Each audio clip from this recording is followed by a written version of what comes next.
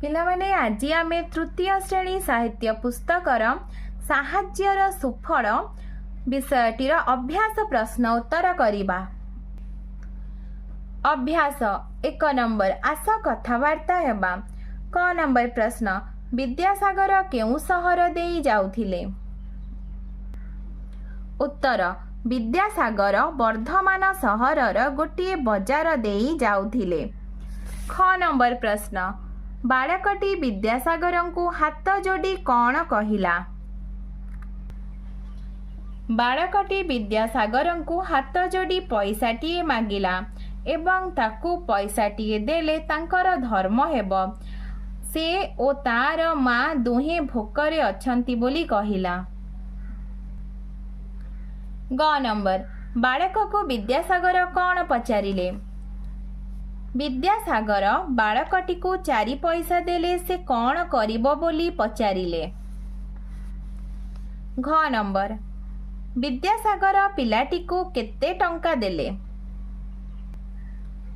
ବିଦ୍ୟାସାଗର ପିଲାଟିକୁ 1 ଟଙ୍କା ଦେଲେ।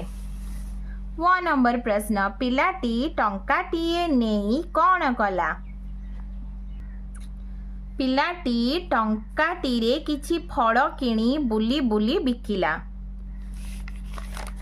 2 ନମ୍ବର କ ସ୍ତମ୍ଭର ଶବ୍ଦ ସହ ଖ ସ୍ତମ୍ଭର ସମ୍ପର୍କିତ ଶବ୍ଦକୁ ଯୋଡ଼ିବା। ଚିରା କନା, କରୁଣ ଚାହାଣି, ରୋଗିଣା ବାଳକ, ଅକାଳ ମରୁଡ଼ି। 3 ନମ୍ବର ଉତ୍ସାହରୁ ଯେପରି ଉତ୍ସାହିତ ଲେଖାଯାଇଛି ସେହିପରି ନିମ୍ନ ଶବ୍ଦଗୁଡ଼ିକର ରୂପ କ'ଣ ହେବ? ଗାର ଟାଣି ଦେଖାଇବା।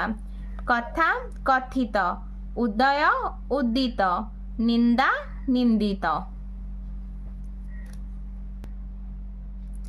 5 ନମ୍ବର ଆସ ସାଙ୍ଗମାନଙ୍କ ମେଳରେ ଆଲୋଚନା କରିବା ଓ ଉତ୍ତର ଲେଖିବା। କ ନମ୍ବର ପ୍ରଶ୍ନ କେଉଁ ରାଜ୍ୟରେ ମରୁଡ଼ି ପଡ଼ିଥିଲା? ବଙ୍ଗଳା ରାଜ୍ୟରେ ମରୁଡ଼ି ପଡ଼ିଥିଲା। ମରୁଡ଼ି ବେଳେ ଲୋକେ କିପରି ଥାଆନ୍ତି? ଭୋକରେ ଭିକ ମାଗୁଥାନ୍ତି।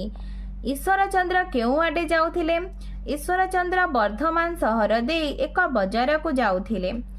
ଘ ନମ୍ବର ପ୍ରଶ୍ନ ରାସ୍ତାରେ ସେ କାହାକୁ ଦେଖିଲେ? ଛୋଟ ଭିକାରୀ ପିଲାଟିକୁ ଦେଖିଲେ। ୱ ନମ୍ବର ପ୍ରଶ୍ନ ପିଲାଟିର ଅବସ୍ଥା କିପରି ଥିଲା? ପିଲାଟି ନ ଖାଇ ନ ପିଇ ରୋଗିଣା ଦେଖାଯାଉଥିଲା। ଚ ନମ୍ବର ପ୍ରଶ୍ନ ଈଶ୍ୱରଚନ୍ଦ୍ର ପିଲାଟିକୁ କେତେ ପଇସା ଦେଲେ? 1 ଟଙ୍କା ଦେଲେ। 6 ନମ୍ବର ପ୍ରଶ୍ନ ବାଳକଟି ଟଙ୍କାଟିକୁ କିପରି କାମରେ ଲଗାଇଲା? ବାଳକଟି ଟଙ୍କାଟିରେ ଫଳ କିଣି ବୁଲି ବୁଲି ବିକିଲା, ଧୀରେ ଧୀରେ କିଛି ଟଙ୍କା ଜମା କଲା ଓ ଶେଷରେ ସେହି ଟଙ୍କାରେ ଗୋଟିଏ ଦୋକାନ ଖୋଲିଲା।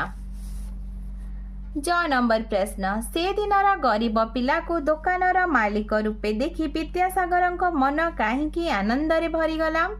ତାଙ୍କ ସାହାଯ୍ୟ ଓ ସହାନୁଭୂତି ପାଇଁ ପିଲାଟି ଏକ ଦୋକାନର ମାଲିକ ହୋଇପାରିଛି ସେ କଥା ଜାଣି ବିଦ୍ୟାସାଗରଙ୍କ ମନ ଆନନ୍ଦରେ ଭରିଗଲା। 6 ନମ୍ବର ଆସ ଭାବିବା ଏବଂ ଠିକ୍ ଉତ୍ତର ବାଛି କହିବା। କ ନମ୍ବର ପ୍ରଶ୍ନ ବିଦ୍ୟାସାଗର ପିଲାଟିକୁ ପଇସାଟିଏ ବଦଳରେ ଟଙ୍କାଟିଏ ଦେଲେ କାହିଁକି? ଉତ୍ତର ପିଲାଟିକୁ ରୋଜଗାରକ୍ଷମ କରାଇବା ପାଇଁ। ଦୋକାନୀ ଯୁବକ ଉପରେ ବିଦ୍ୟାସାଗର ଖୁସି ହେଲେ କାହିଁକି?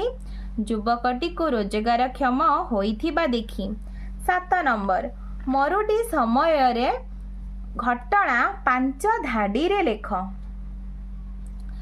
ଉତ୍ତର ମରୁଡ଼ି ବେଳେ ବିଲରେ ଫସଲ ସବୁ ମରିଯାଇଥାଏ।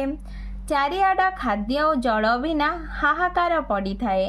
ଲୋକେ ଭୋକରେ ଆଉଟୁ ପାଉଟୁ ହୋଇ ଭିକ ମାଗୁଥାନ୍ତି। ବହୁତ ଦିନ ଧରି ନ ଖାଇ ନ ପିଇ ଲୋକେ ରୋଗିଣା ଦେଖାଯାଆନ୍ତି। ଚିରା ଫଟା କନା ପିନ୍ଧି ସେମାନେ ଏଣେ ତେଣେ ବୁଲୁଥାନ୍ତି।